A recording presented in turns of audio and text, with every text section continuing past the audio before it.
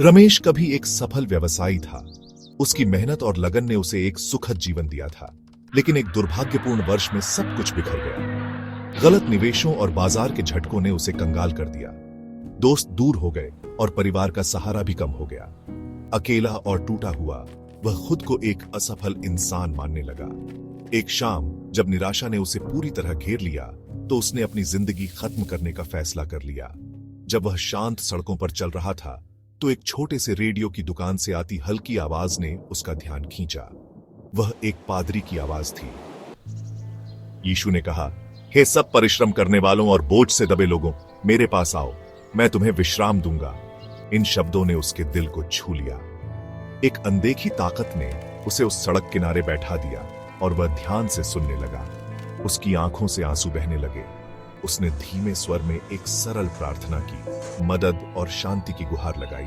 उस रविवार रमेश एक स्थानीय चर्च पहुंचा।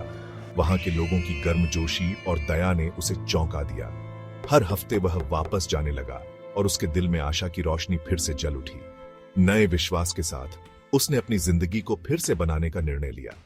उसने उधार के पैसे से एक छोटा सा व्यवसाय शुरू किया। इस बार मुनाफे के साथ साथ ईमानदारी और सेवा पर ध्यान दिया।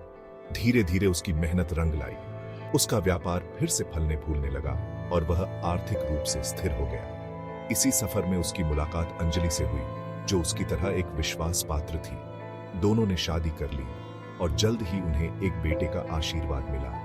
आज रमेश कहते हैं, मैंने सब कुछ खो दिया लेकिन सबसे कीमती चीज पाई, विश्वास।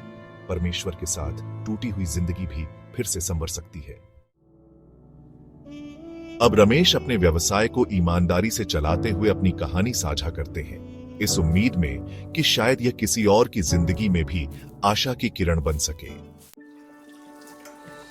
कोई फर्क नहीं पड़ता कि आप किस परिस्थिति में हैं, यीशु आपको उस स्थिति से बाहर निकालने में मदद कर सकते हैं।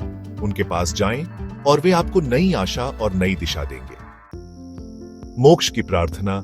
प्रभु यीशु, मैं मानता हूं कि मैं एक पापी हूं और मुझे आपकी क्षमा की आवश्यकता है।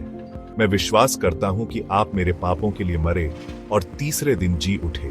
कृपया मेरे जीवन में आएं, मुझे बदलें और मुझे नई आशा दें। मैं आपको अपने उद्धारकर्ता के रूप में स्वीकार करता हूं। आमीन। यदि यह कहानी आपके दिल को छू गई है तो मेरे चैनल को सब्सक्राइब करें और यीशु मसीह के प्रेम और आशा से जुड़ी और भी प्रेरक कहानियां जानने के लिए जुड़े रहें।